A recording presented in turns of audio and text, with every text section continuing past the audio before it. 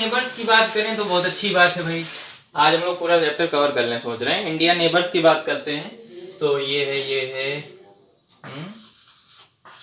चौक से तो मुझे कुछ करने की आदत नहीं है।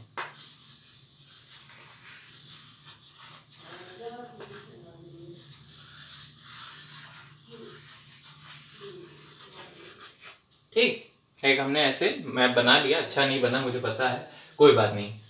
तो इंडियन नेबर्स में सबसे पहले हम बात करते हैं पाकिस्तान की। ठीक है, देखो दो नेबर ऐसे हैं जिनका हम ये नहीं कहेंगे बाउंड्री टच होती। श्रीलंका की हमसे बाउंड्री नहीं टच होती, पर सी में हमारे, समुद्र में हमारे वो नेबर हैं।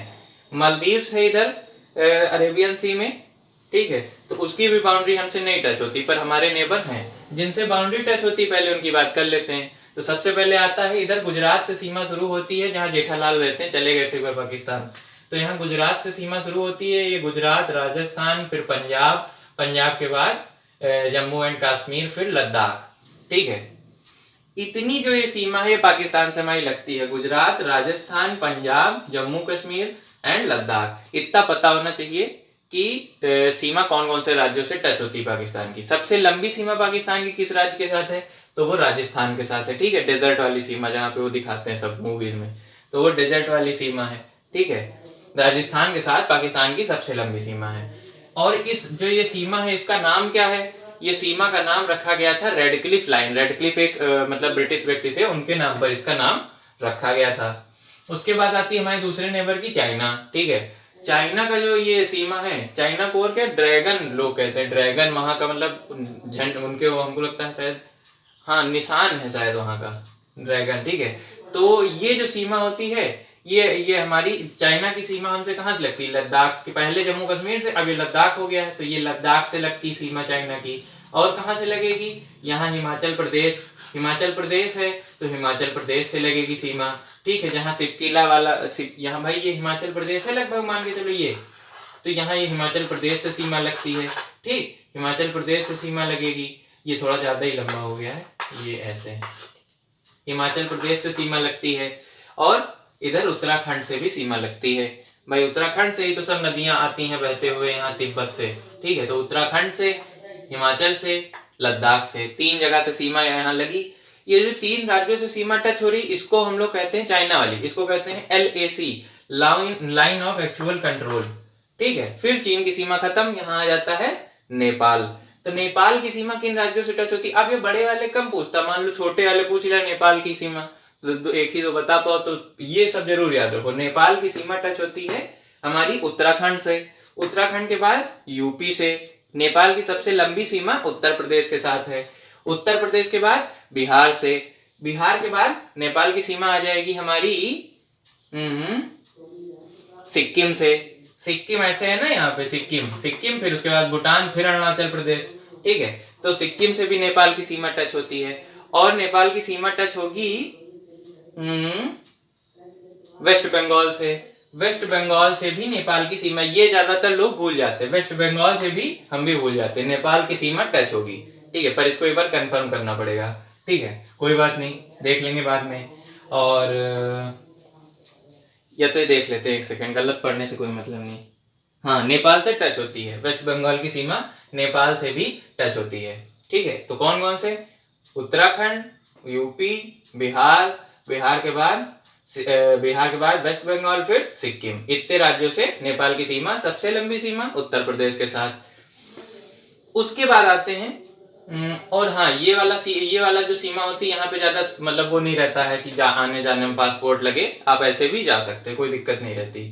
ठीक है, अब बात करते हैं, उसके बाद आता है हमारा सिक्किम, सिक्किम के बगैर भूटान। तो भूटान हो गया हमारा पड़ोसी देश। भूटान की सीमा किन किन देशों से लगेगी? सबसे पहले तो सिक्किम से ही टच होता है। ठीक है, सिक्किम से टच होगा। और भूटान हमारा वेस्ट बंगाल से टच होगा। यहाँ वेस्ट बंगाल का ऐसे ये हिस्सा आया है ना पतला सा, तो इससे टच हो जाएगा भूटान। ठीक है, ये अच्छा नहीं बना, मैप नहीं बनवाया है, पर कोई बात नहीं, समझ लीजिए।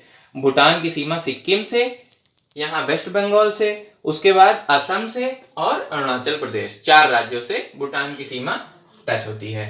सिक्किम से, वेस्ट बंगाल से, असम से, और ये पूरा जो है इधर अरुणाचल प्रदेश, इतने राज्यों से भूटान की सीमा टच होती है। भूटान की राजधानी थिम्पू। ठीक है, थिम्पू, हाँ ठीक है। उसके बाद बात करते हैं म्यांमार की।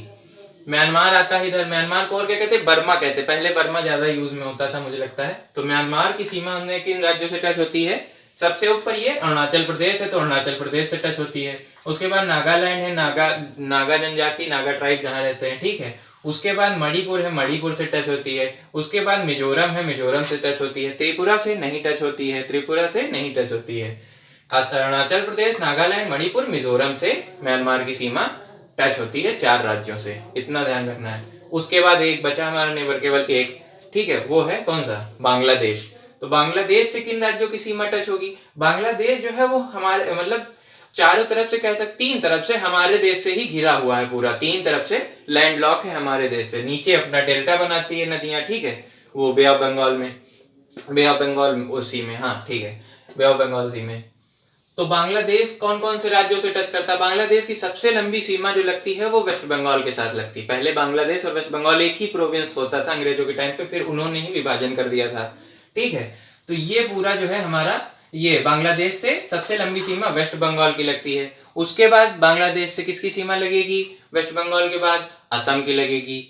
असम की भी सीमा बांग्लादेश से 2 जगह टच होती, पहले एक हिस्सा ऊपर में टच होता, फिर एक हिस्सा असम घूम के आता, ऐसे। असम कुछ ऐसा है ना, मतलब ये थोड़ा असम है लगभग ए शेप में कुछ बना है असम, इसलिए असम की सीमा 2 जगह से टच होती है बांग्लादेश से। उसके बाद असम के बाद यहाँ मेघालय है, नीचे में मेघालय है, जहाँ पे चेरापूंजी और कौन सा है, मौसिन राम, जहाँ पर सबसे ज्यादा वर्षा होती है पूरे विश्व में, सबसे ज्यादा वर्षा पूरे विश्व में। अगर हर समय किसी को बारिश का शौक है तो वहीं चला जाए, लगभग बारिश मिल ही जाएगी आपको। सबसे ज्यादा होती मौसिन राम पे, वो भी मेघालय में है। सेकंड नंबर पे वर्ल्ड में होती चेरापूंजी में, वो भी मेघालय में है, ठीक है। तो मेघालय की सीमा टच होती है। कौन कौन सी, वेस्ट बंगाल हो गया बांग्लादेश से टच सीमा। उसके बाद हो गया हमारा असम, ए शेप में होता असम, ए फॉर असम। उसके बाद हो गया ये हमारा मेघालय, मेघालय के बाद अपना हो गया Tripura.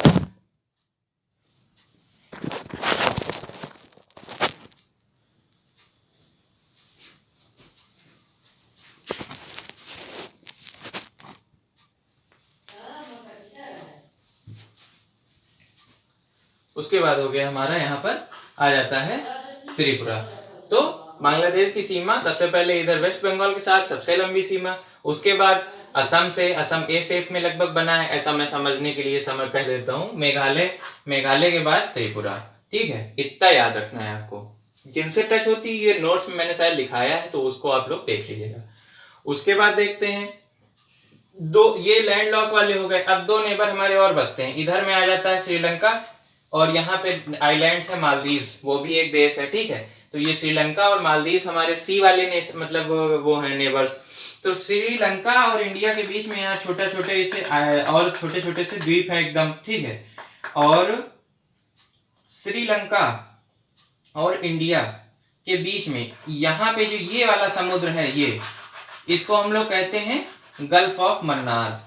Gulf of Mannar, gulf और बे एक ही जैसी चीज होती है, जैसे बे ऑफ बंगाल वैसे गल्फ ऑफ मन्नार है। मतलब एक ऐसा समुद्री इलाका जो 3 तरफ से या लगभग हर तरफ से उससे घिरा हो, 3 तरफ से कह सकते हैं, 3 तरफ से जमीन से घिरा हो। तो ये इंडिया से इधर घिरा पूरा लगभग, इधर श्रीलंका से घिरा, इसीलिए इसको गल्फ कह देते हैं, गल्फ ऑफ मन्नार नाम है, ठीक है, ये समुद्री इलाके का।